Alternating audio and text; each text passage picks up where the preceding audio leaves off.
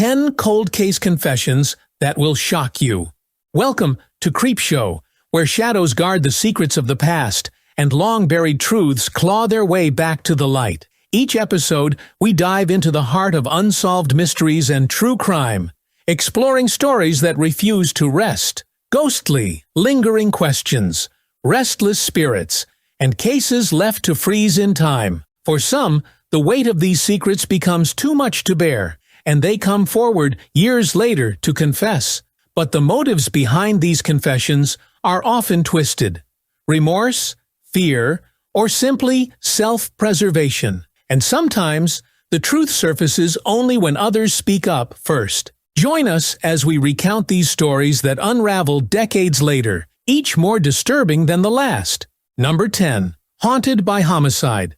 It was 1982 in Milwaukee, Wisconsin, a year when innocence could still be found in small-town America, yet danger lurked beneath the surface. For Carrie Ann Jopek, a bright-spirited 13-year-old, life should have been about new friends, Friday nights, and dreams of the future. But her story would end differently. Carrie Ann had just been suspended from school for skipping class, and, like many teenagers, she sought a brief escape. She headed to a local house party, hoping to enjoy her freedom for a while, unburdened by the consequences that awaited her at home.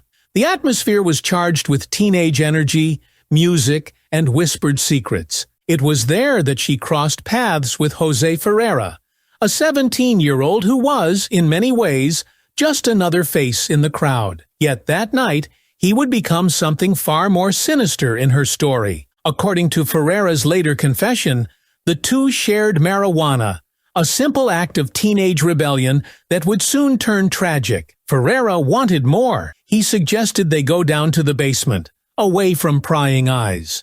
But Carrie Ann refused, perhaps sensing something wasn't right. That refusal set off a chain of events that would haunt him for over 3 decades. Ferreira, in a fit of anger or frustration, pushed Carrie Ann. She tumbled down the stairs, her neck snapping on impact, and he realized in one horrifying moment that she was no longer breathing. What he did next added a layer of darkness to the tragedy. In a panic, Ferreira, a boy only 4 years her senior, buried her lifeless body under the porch of the house, hoping that by hiding her, he could hide his guilt. Days passed. Carrie Ann's mother, distraught, filed a missing persons report, and the search began. For over a year, her family was left without answers, enduring the agony of not knowing. Then, in 1983, the truth surfaced in the most mundane of ways. A contractor working on the house discovered her remains under the porch. There was a horrifying clarity. Carrie Ann Jopek had been nearby all along, concealed underfoot, her family left to mourn without even a final goodbye. Despite this discovery, the investigation went cold. Ferreira, like so many others who think they have escaped justice, carried on with life, building a family, holding a job, and keeping this terrible secret. But secrets, especially dark ones, have a way of gnawing at the soul.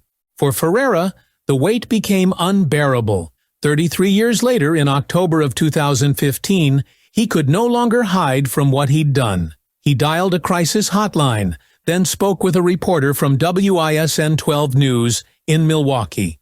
He recounted every horrifying detail: how he'd pushed her, the sound of her fall, the moment he realized she was gone, and the decision to bury her to escape the consequences. He admitted that her memory had haunted him for decades, following him in his dreams, in quiet moments, in the shadows. He could no longer pretend it hadn't happened. The memory of Carrie Ann Jopek had become inescapable. In his confession, Ferreira described feeling as though Carrie Ann was always there, a silent presence, a constant reminder of the life he had stolen. He claimed that her face, her laughter, even the echo of her refusal haunted him until he had no choice but to face the truth. For Carrie Ann's family, it was a bittersweet revelation. Justice had come, albeit far too late. Following his confession, Ferreira was charged with second-degree murder, finally answering for the crime he committed as a teenager. Yet his confession left a lasting question. Had he come forward out of genuine remorse, or had he merely tired of carrying the burden? And what is it about guilt that can torment someone for years until they're compelled to confess? Sometimes the dead refuse to stay silent. And perhaps, as Ferreira claimed, Carrie Ann Jopek's spirit truly haunted him, pursuing him relentlessly until he had no choice but to reveal the truth. Justice came too late for Carrie Ann, but her story serves as a chilling reminder. The truth, no matter how deeply buried, will eventually rise to the surface. The shadows can't hold it forever. Number 9. Immunity for a monster? In October 1989, 11-year-old Jacob Wetterling disappeared from his hometown of St. Joseph, Minnesota. Jacob had been out on a bike ride with his brother and a friend on a quiet, familiar road. It was an ordinary evening that quickly turned dark. Jacob was taken by a masked man who forced the other two boys to run away. This was the last time anyone would see Jacob alive, and it sent shockwaves through his community and across the country. Jacob's disappearance led to one of the most intense searches in U.S. history. The Wetterling family and authorities devoted years to following every possible lead, and Jacob's face became a symbol of child safety, appearing on posters, news broadcasts, and billboards. One man, Danny Heinrich, a local resident, was an early suspect. Yet without any direct evidence, he remained free for years as the community and Jacob's family continued searching for answers. Decades later, in 2014, investigators discovered a critical link to Heinrich. DNA testing technology, unavailable in the late 80s, connected him to the assault of a young boy from the same area, a crime that had taken place only months before Jacob's disappearance.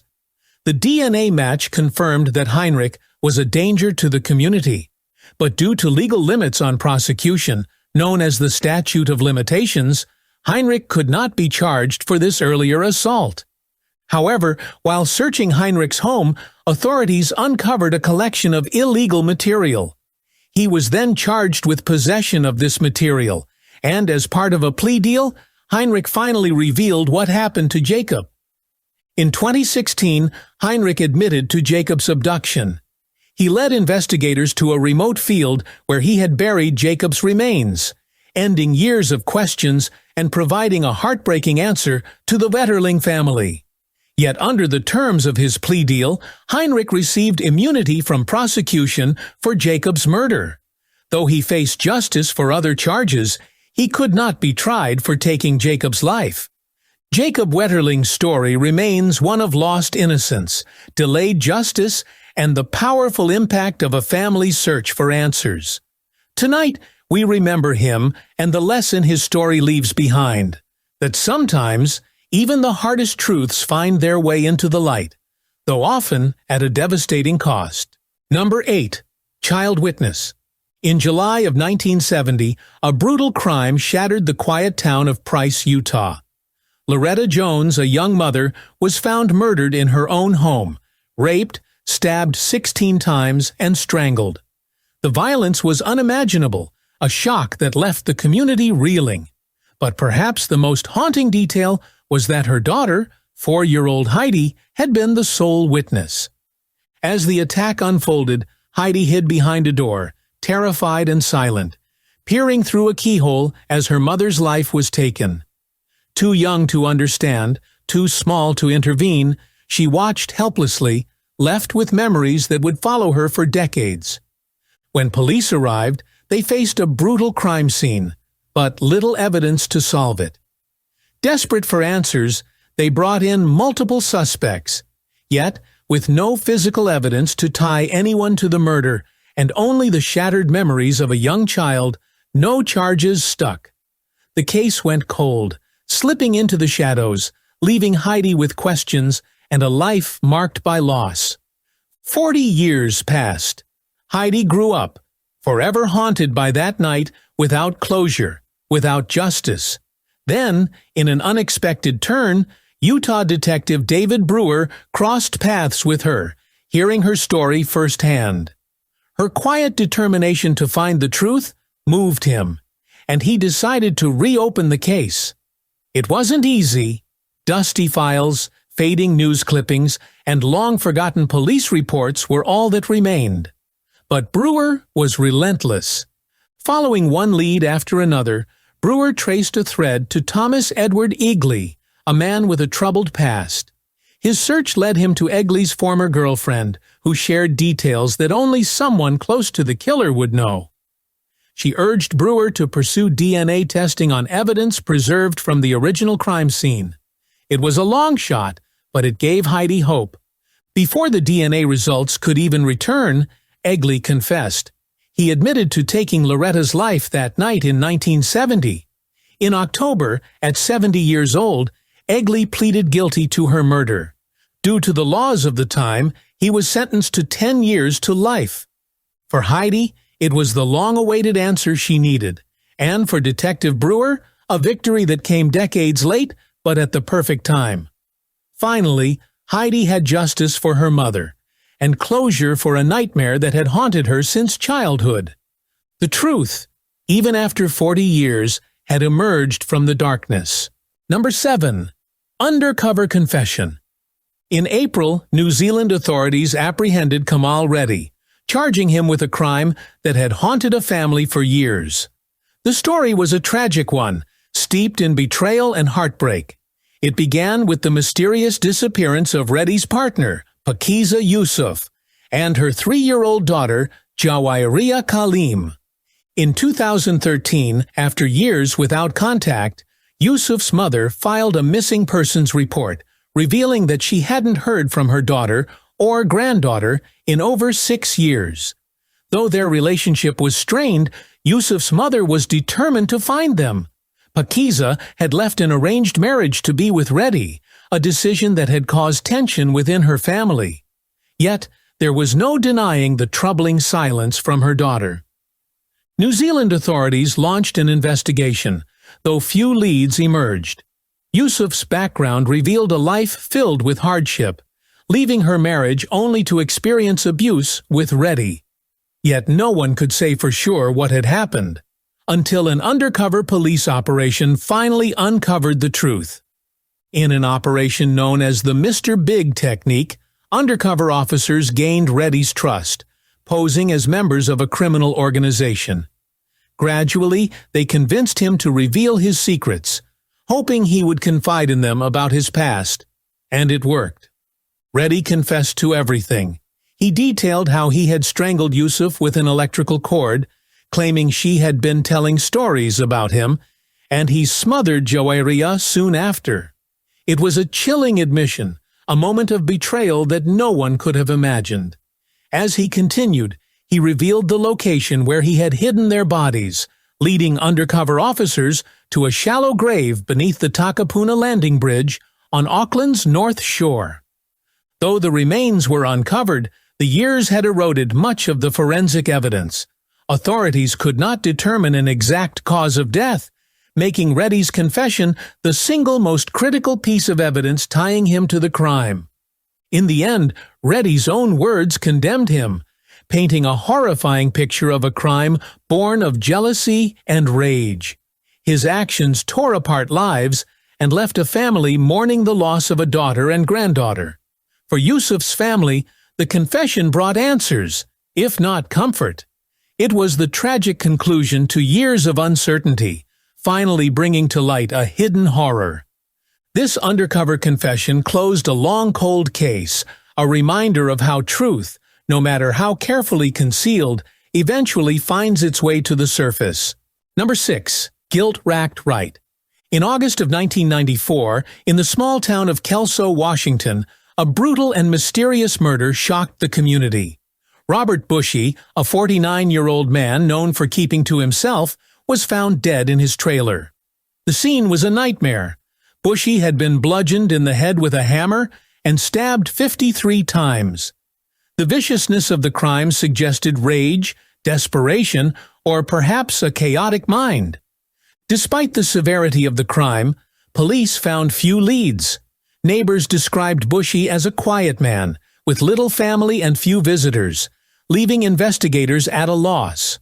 Forensics teams combed through the scene, hoping to find a trace of the killer, but the investigation soon stalled. Days turned to weeks, then months, and eventually years. As the trail grew cold, the case slipped from headlines and minds, joining countless other unsolved mysteries. But what police didn't know was that the weight of that night never left the mind of one man: Brandon David Wright. In 1994, Wright was a resident of Utah but had been passing through Kelso for a short time. He was struggling with addiction, and his life was in freefall, driven by the chaos of methamphetamine. He later recounted that during a night of desperation, he broke into Bushy's trailer. He hadn't known the man, nor did he expect to encounter him. But when Bushy surprised him, fear and the effects of meth took over, turning his intentions from theft to violence. Wright struck first, hitting Bushy with a hammer, and what began as a single blow spiraled out of control. He stabbed Bushy repeatedly in a frenzy. The details, even years later, would haunt him. The rage, the violence, the way it felt entirely out of his control. He left the scene, escaping into the night, driving toward Portland. Later, he admitted he was overwhelmed by remorse. In Portland, he tried to take his own life, attempting a heroin overdose to erase the memory of what he'd done. But he survived. Life went on for Wright, even as he tried to move past the horrific events of that night. For 22 years, the crime haunted him, but no one suspected him. The case had long since faded from public view, and Wright continued with his life, though he was never able to outrun his memories. Then, in March of last year, everything changed. Wright, now 45, walked into a police department in Salt Lake City, Utah, and made an unexpected confession. He admitted to the murder of Robert Bushy. He described in detail how he had broken into the trailer while high on meth and, when startled by Bushy, had lashed out in fear and confusion. He revealed his desperate attempt to escape the crime and the life of regret he had endured since. Without his confession, the murder of Robert Bushy would likely have remained unsolved forever. Wright had never been a suspect. His name had never come up in the investigation, but his own guilt had finally overcome him. In September, Wright pleaded guilty to second-degree murder. The court acknowledged the years of remorse he had carried, but the brutality of the crime warranted a sentence. He received 17 years, a final measure of justice for a case thought to be forgotten. For Wright, the confession brought both an end and a beginning, a reckoning with the past and a small sliver of redemption, even as he prepared to serve the years ahead. The truth, kept silent for decades, had finally come into the light. Number 5. Fear of Hell. In July of 1989, spelunkers exploring the dark winding paths of Kentucky's Saltpeter Cave made a grim discovery. Hidden deep within the cave was a corpse, a man later identified as Thomas Jones, Jr., who had been missing for over a year. A single bullet hole marked his skull, a stark sign of a brutal end. Jones had disappeared in May of 1988, and while his family searched desperately, they were left without answers. For 25 years, the case lay dormant, unsolved, and shrouded in mystery. Then, in 2014, a call came to the authorities that would finally break the silence. The call was from Pam Reinhardt, who revealed an unexpected confession from her uncle, Larry Sherrard. Larry had been struggling with illness, and Pam had cared for him for the last 8 months of his life. In his final hours, as his health deteriorated, Larry broke down, seized by a fear he could no longer keep buried. "I don't want to go to hell," he told his niece, haunted by the weight of a secret he had carried for decades. In a trembling voice, Sherrard confessed that he had killed Thomas Jones, Jr. He described how he had shot Jones, rolled his body in a carpet, and disposed of it deep within the cave. It was a methodical, cold act, and the details shook Pam as she listened to her uncle's revelation. But he didn't stop there. Sherrard admitted to not one but two murders, hinting that Jones was not his only victim. He claimed he had accomplices, though he left their identities as mysterious as the second victims. He blamed his crimes on drugs, recounting a life spiraling out of control, ruled by addiction and chaotic violence. He confessed that the slayings had happened during a deal gone wrong, one of many dark turns in a life riddled with bad choices and regret. Sherrard's confession would be his last, his words dying with him only hours later. His accomplices, if they existed, remained unknown. And the second victim? Their identity remains a haunting question, a name lost to the shadows of a bygone era. In the end, Sherrard's fear of hell brought a long-awaited answer to the family of Thomas Jones, Jr., but it also left behind new mysteries. His confession unlocked one part of a dark story, while ensuring some questions would remain buried forever, as hidden as that cave. Number 4. Ignored confessions. It was the summer of 1980 in Millinocket, Maine, a quiet town where news of tragedy would send shockwaves through the community. 16-year-old Joyce McLean, a high school student known for her kind spirit and bright future, was last seen jogging on August 8th. 2 days later, her lifeless body was found in a secluded clearing, stripped down to just her sneakers and socks. She had been strangled and bludgeoned, a horrifying end to what should have been an ordinary run. The brutality of the crime stunned everyone, and law enforcement poured resources into solving the case. Leads were followed, suspects were questioned, and the town waited with bated breath. Yet as the months stretched into years, the case grew cold, fading from the headlines but never from the minds of Joyce's grieving family. Decades passed, and for 35 years, Joyce's murder remained unsolved, her family without answers. But in March of 2016, an unexpected arrest breathed new life into the case. Philip Fournier, now 55, was charged with her murder. Though Fournier's name wasn't new to the investigation, he had in fact confessed multiple times over the years. His admissions had somehow gone ignored, dismissed, or overlooked. According to an affidavit, Fournier had confessed to the crime to several people: his pastor, his parents, friends, and even the police. Multiple witnesses had placed him near the track where Joyce had last been seen.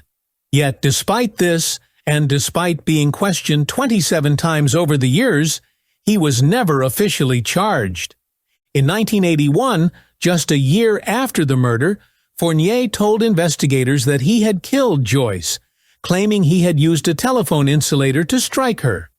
He described details of the crime with disturbing clarity, but also mentioned he struggled to separate fantasy from reality, a difficulty he claimed was compounded by a severe car crash he had been involved in just hours after the murder.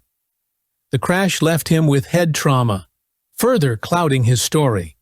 For law enforcement, Fournier's behavior and history only complicated matters.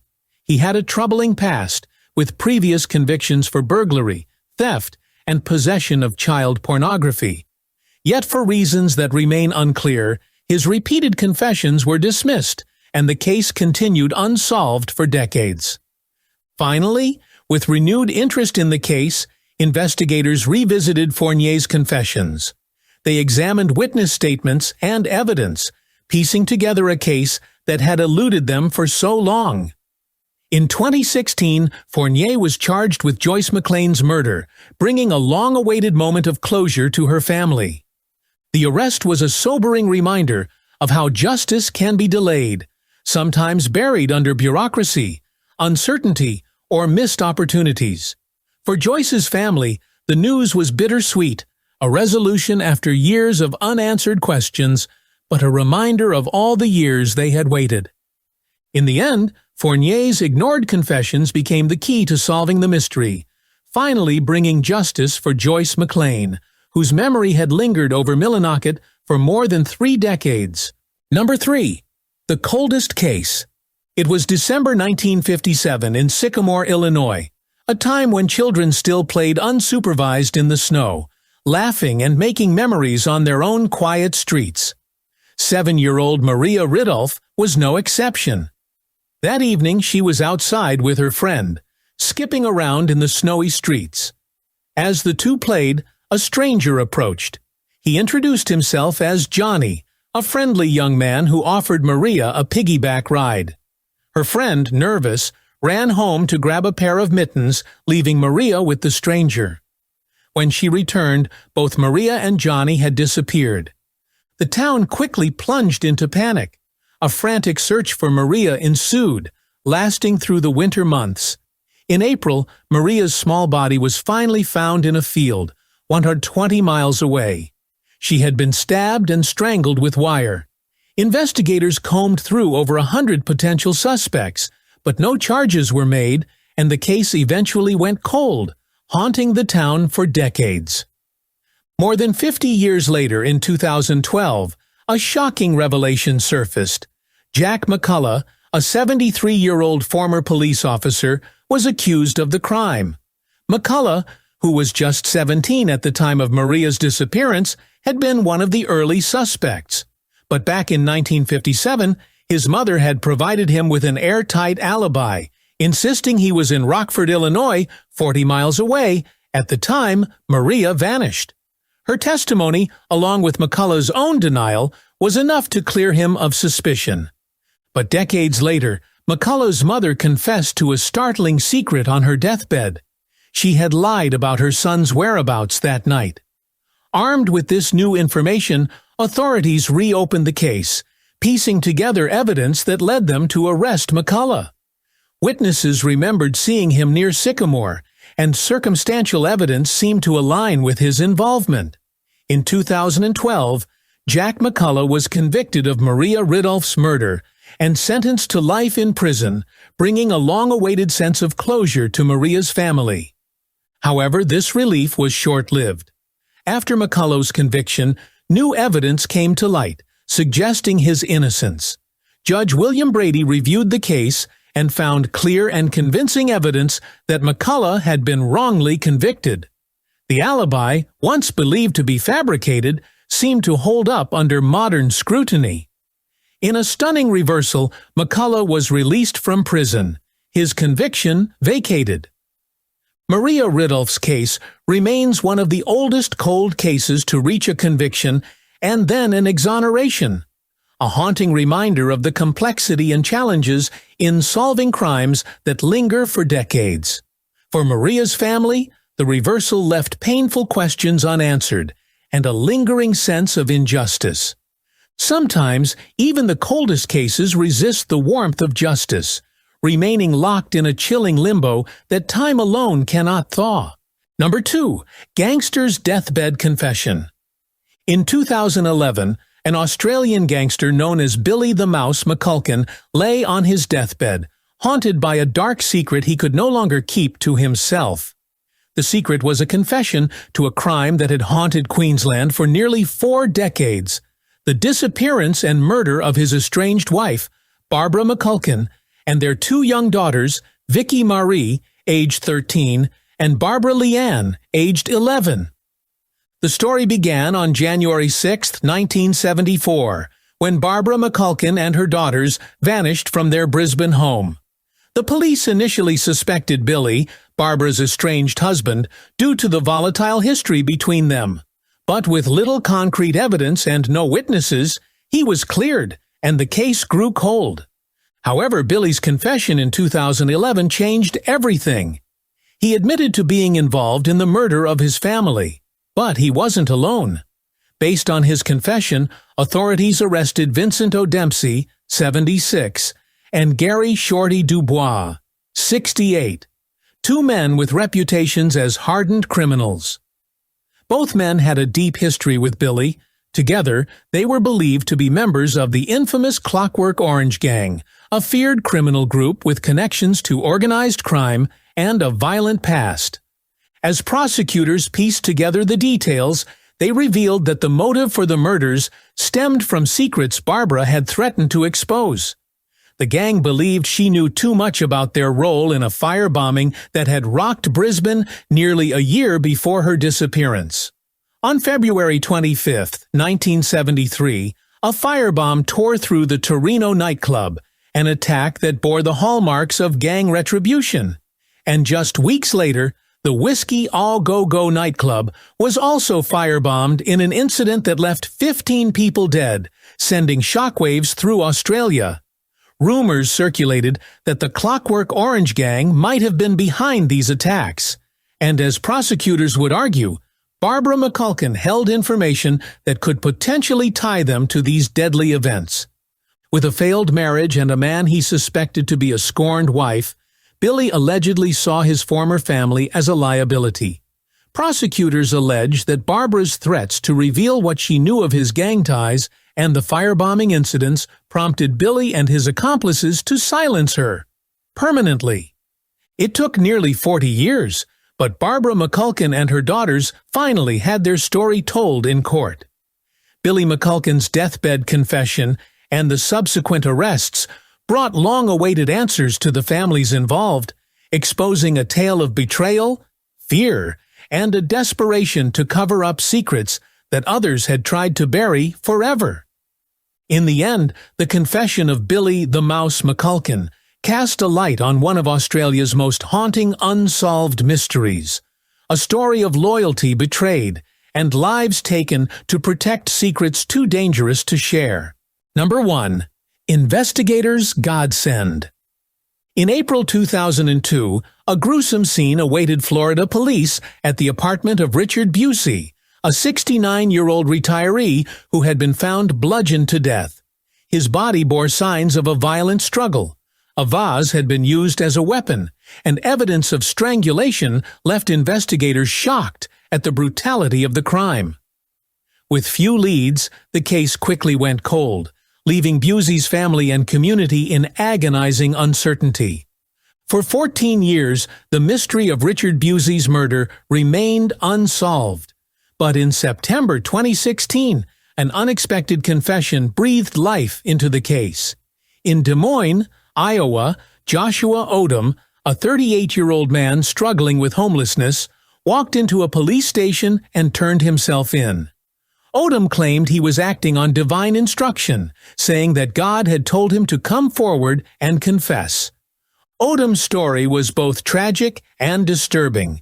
He admitted to meeting Busey through a chance encounter, an invitation that had led him to the man's apartment that fateful April evening. Busey had invited Odom over for drinks, and the two had planned to spend the night together. But things took a dark turn when Odom, desperate for money to fuel his crack cocaine addiction, saw an opportunity to rob his host. The night escalated violently. Odom struck Busey in the head with a vase, then strangled him, ensuring his silence. At the time of the murder, police had few clues. Fingerprints collected from the scene didn't match anyone in their database, and the only lead came from an anonymous tip. A man with a chest tattoo named Josh had been seen with Busey shortly before his death. Investigators had followed the lead but never developed a suspect. Shockingly, just a day after the murder, Odom was arrested for a minor theft, stealing beer from a store. Officers noted his swollen, discolored hands, but without a connection to Busey's murder, he was released and quickly fled the state. It was a fleeting chance to catch a killer that slipped through their fingers. But in 2016, as Odom recounted the events of that night, investigators saw their old lead take shape in a new light. His confession was chillingly detailed, and fingerprint analysis confirmed a match with those found at the scene all those years ago. In the end, Joshua Odom's unexpected confession closed the case. For Busey's family, the truth finally brought closure to a long and painful mystery. And for investigators, it was a godsend, an answer to a case that had been frozen in time for more than a decade. Thanks for watching Creepshow. If these stories left you with goosebumps, don't forget to hit that subscribe button and turn on notifications so you never miss a nightmarish update. What case shocked you the most? Let me know in the comments below. Until next time, stay curious, stay safe, and remember, Sometimes the truth is scarier than fiction.